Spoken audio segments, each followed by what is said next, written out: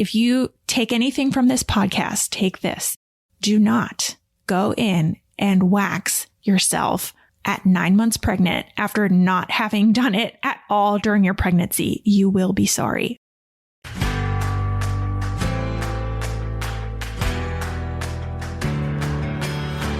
You're listening to the Mommy Labor Nurse podcast, where you'll gain the tools, knowledge, and confidence you need to erase the unknowns, feel in control, and have an even better birth no matter how you deliver. My name is Liesl Teen, mom of 2, practicing labor and delivery nurse, and your host. From over 8 years and counting of working at the bedside, I know that knowledge is the key to an even better birth. So tune in each week to learn about all things pregnancy, birth, and postpartum from me, a labor and delivery nurse that's seen it all. And now let's get into this week's episode. Happy New Year, podcast fam. Woohoo! If you are listening to this in real time, then you know that this is the very first episode of 2023. Can you even believe it? I feel like 2023, it feels so futuristic, that number to me. I started this show back in the fall of 2019, and I really can't believe what it has grown into today. It is so awesome. We're kicking off the year with a super fun Ask Me Anything style episode, except this time I asked the community over on Instagram for their most embarrassing questions about birth. You know, those kind of things that you might be just a little bit too shy to ask, like, I don't know, you say your sister-in-law about her birth. Maybe not your sister-in-law. I'm pretty close with my sister-in-law, but I don't know. Somebody like that. But you want to ask these questions because you really do kind of want to know. Well, let me tell you that you guys delivered, no pun intended, on the embarrassing birth questions, and I had a great time recording this episode for you guys. I love talking about embarrassing stuff. It warms my heart. It was so much fun that I actually broke it up into 2 parts for you. So today we've got part 1, and then next week we'll air part 2. If you love these Ask Me Anything style episodes, after listening to this, be sure to check out episodes 58, 137, and 155. All right, let's dive right in. Are you guys ready? We're going to get juicy. I probably shouldn't have said juicy. So like I said in the intro, these questions were all from Instagram. I didn't add any of these. These are from you guys. So the first one is, well, the first few kind of are about hemorrhoids and hemorrhoids during pregnancy, hemorrhoids during birth. So this first one is, how often do you guys really see really, really bad hemorrhoids? I get really self-conscious of mine. I hear you. I also had really, really bad hemorrhoids during both my pregnancies and after both of my pregnancies. So they are no fun. So a hemorrhoid, it's basically like a varicose vein in your anus, and they can get really uncomfortable. They can protrude. You can have internal hemorrhoids or external hemorrhoids, like I said, that protrude kind of like out of your anus. They can get really uncomfortable. They can get itchy, and sometimes they even just get painful. They can just hurt. And they're pretty common. Over half of all pregnant women actually will get them. They're commonly caused by pressure of your uterus that's expanding. And after birth, you know, you're putting a lot of pressure in your pelvic floor. And that's kind of what causes them to get even worse a lot of the times after you deliver. So to answer your question, I would say the majority of moms who I see a hemorrhoid on are not crazy, crazy bad, like you're envisioning them, like they are protruding all the way around your anus and they're just huge. Definitely seen those, but I would say those are way less common than just, you know, a quote unquote, what a normal hemorrhoid I would expect to see as mom is pushing. So I guess the answer is they're common, but the really, really bad ones are not super common. Going into this next question about hemorrhoids, this mom says, I'm scared to give birth when I already have painful hemorrhoids. Yeah, that I understand. If they're already really painful during your pregnancy, oh my gosh, if I'm pushing a baby out, how much more painful is this going to get, right? All right, so I'm going to preface this with, obviously, if they are painful for you and they're that painful for you during your pregnancy, I would definitely bring this up with your provider if you haven't already. There are a lot of things other than just Tux pads and creams that your provider can possibly prescribe to you to help them go from being painful to just kind of being there. Because we don't want them to be painful.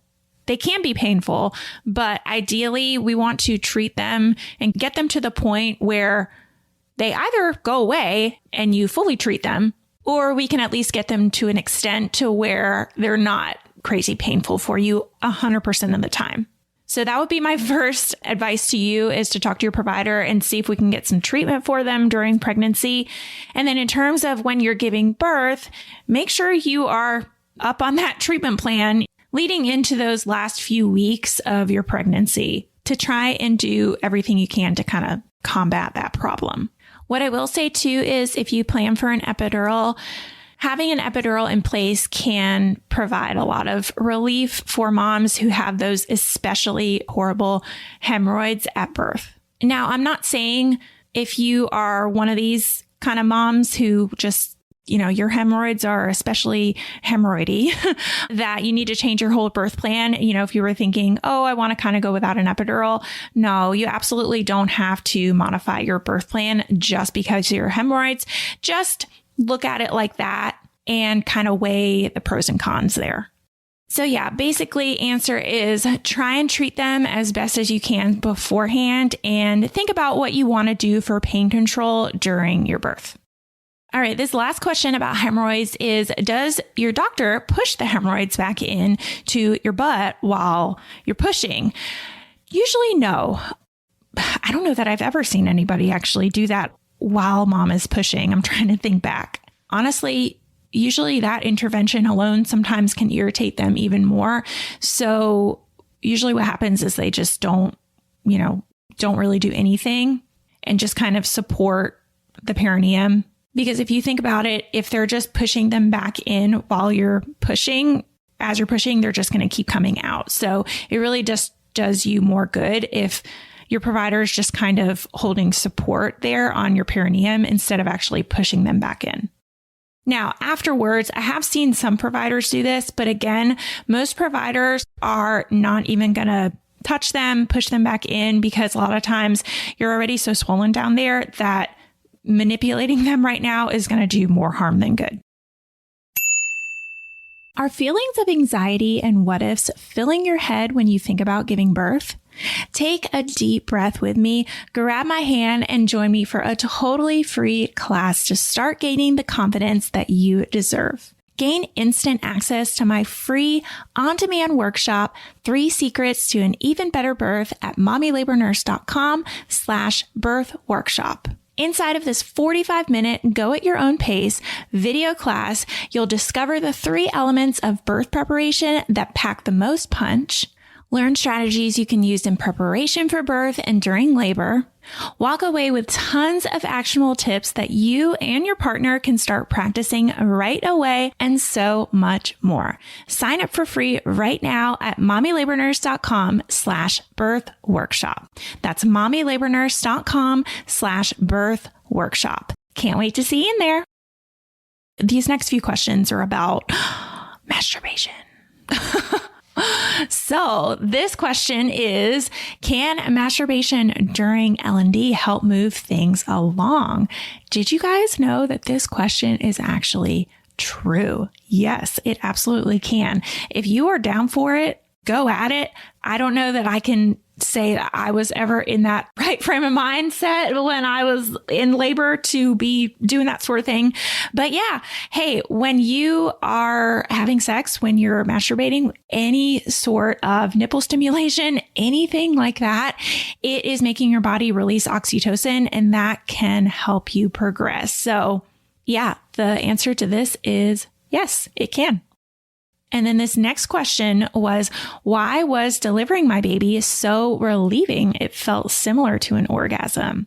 So orgasmic birth is somewhat of a new concept, but I believe it's been happening for as long as anybody's been giving birth. Essentially, orgasmic birth is just that some people may be able to, I think the thought is that everyone can achieve an orgasm or several during childbirth, but it's the idea that some people can actually have orgasms during labor or as baby is coming out.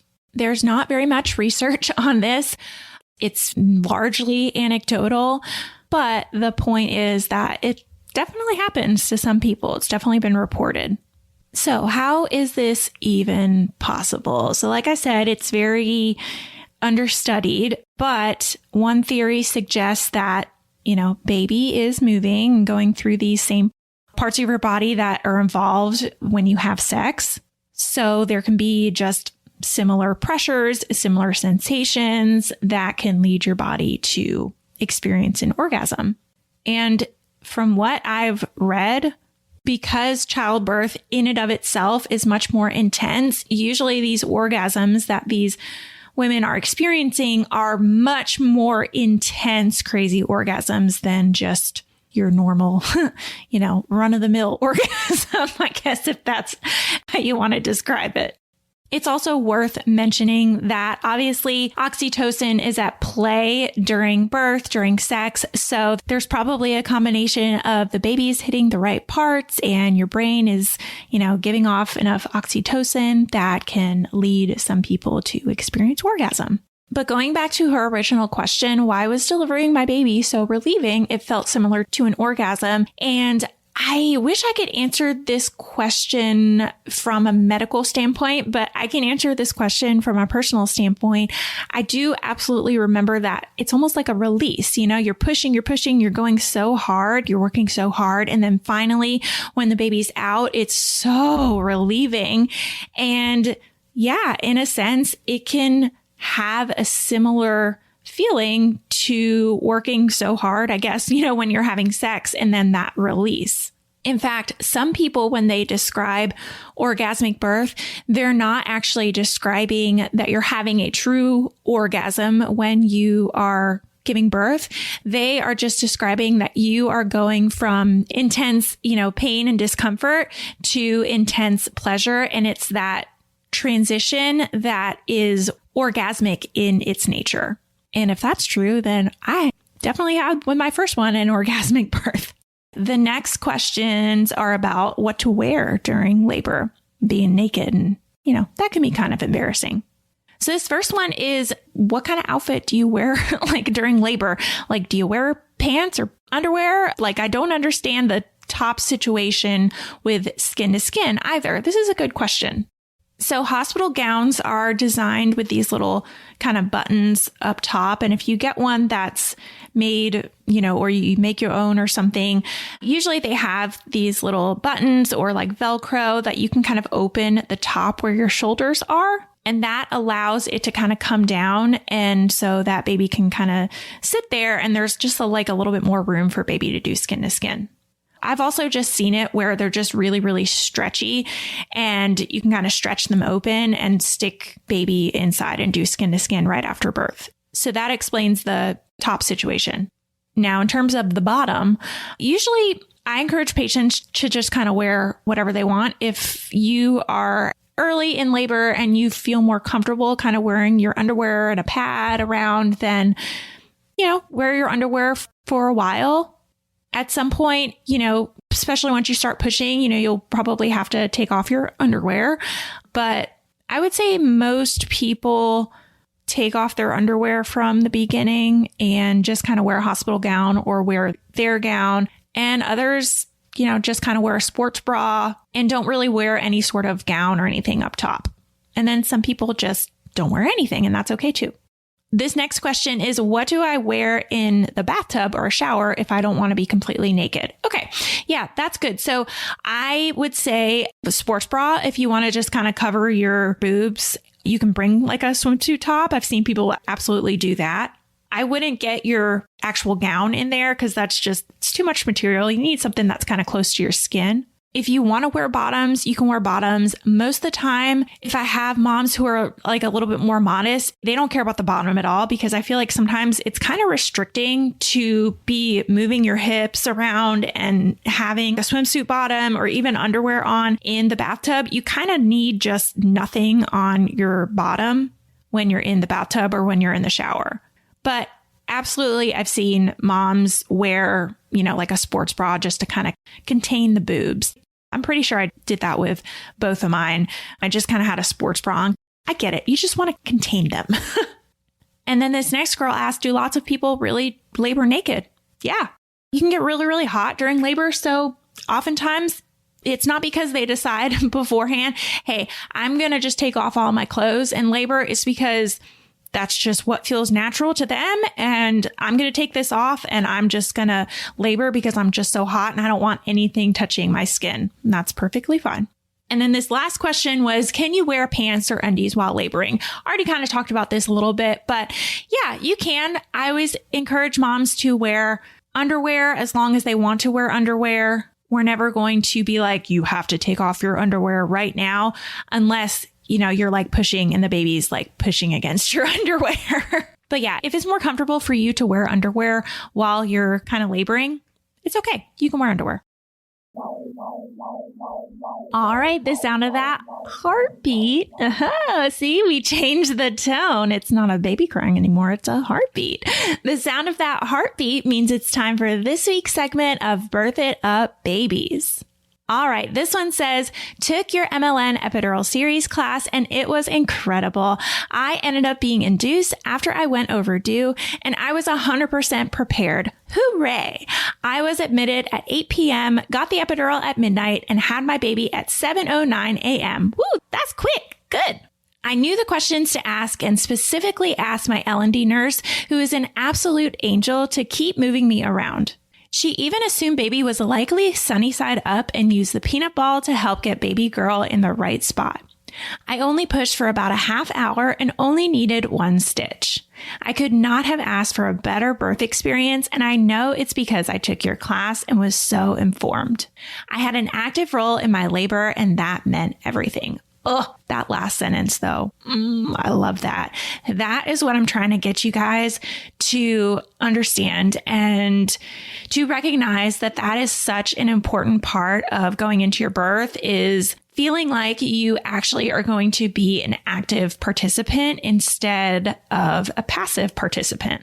If you want to have an even better birth, just like this mama, head over to mommylabornurse.com/courses to learn more about our 3 online on-demand birth classes. All right, this next question is, I am so scared to tear super badly. And this one was asked a lot of times. I get it. Tearing is so terrifying for so many people, and it makes sense. And I'm going to say, the answer to this question is I actually have a whole podcast episode that I dedicated to answering this and breaking it down in detail of like what the different degrees are in terms of tearing, what the percentages are, treatments, this, that, and the other. I did a whole episode just answering this question, and that is episode 121. So go back and listen to that episode if you are afraid of tearing or you are like just wanting to know a little bit more about tearing. All right, this next question is pubic hair okay, or do I need to shave it? So if you follow me on Instagram, you know that I've done a few posts on this, because this is definitely one of those questions that gets brought up a lot of the time, or it doesn't get brought up because people are wondering it and they want to ask it, but they're like too afraid to ask it.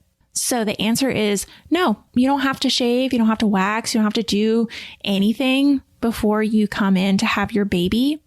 What I always tell moms is, if you are the kind of person that you're a religious shaver during your pregnancy, you've been shaven and it just feels more comfortable to you to have that area shaved to your liking, go for it. It's fine.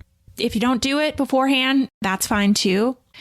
But if you're the kind of mom that's like, I can't even see anything down there, and I can't even imagine putting a razor or wax or anything down there, do not feel like you have to do anything special before you give birth.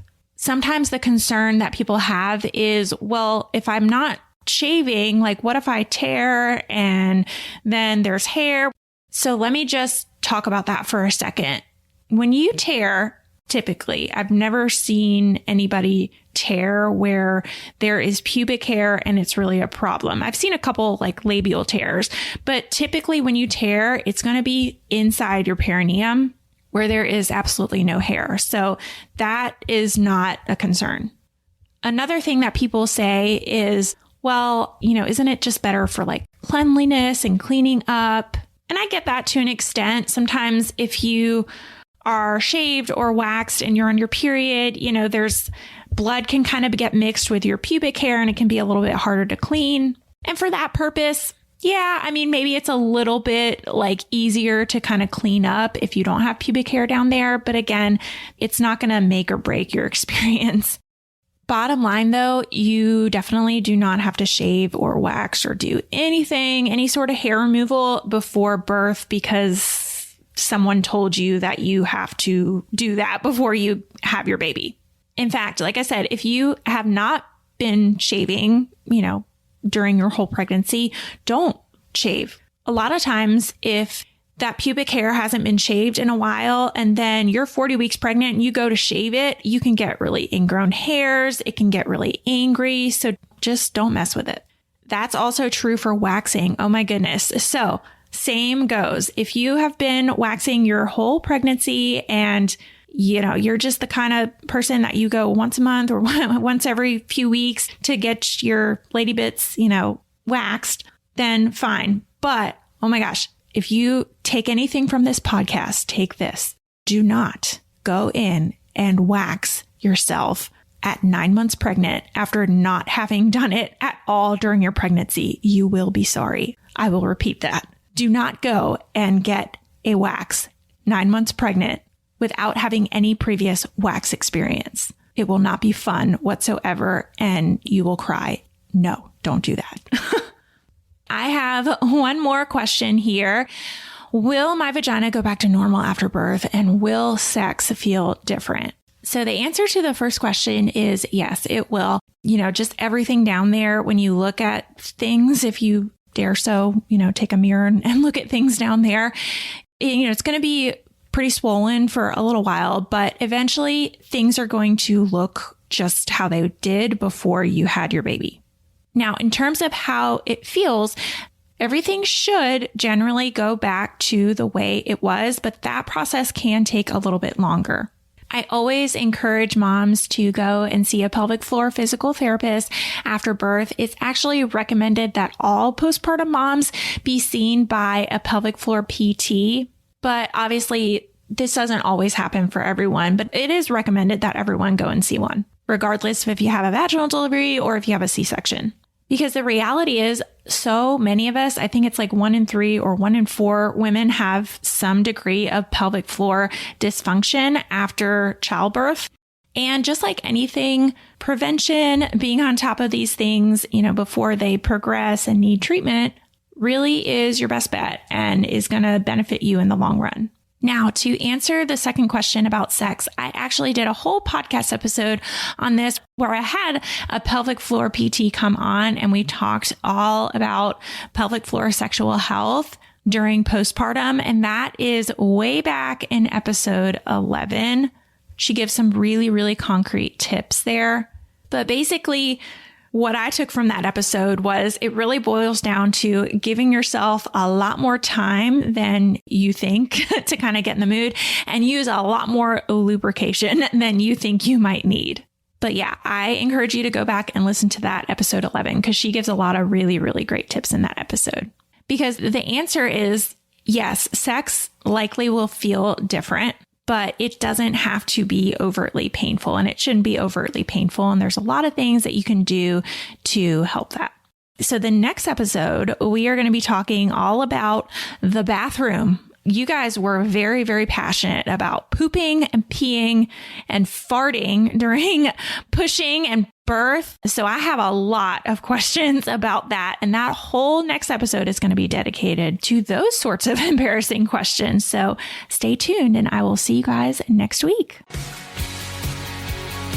Already feeling a little more confident about pregnancy, birth, and newborn life? Don't forget to hit that subscribe button so you can continue to erase the unknowns and never miss an episode. And if you're looking for even more, Instagram is definitely where I hang out the most. Come join our community of more than 500,000 moms for birth education, tips, and solidarity. You can find me at mommy.labornurse. Check out today's show notes and a searchable library of every Mommy Labor Nurse podcast episode at mommylabornurse.com/podcast. And while you're there, be sure to head to the blog to learn about our online birth classes too.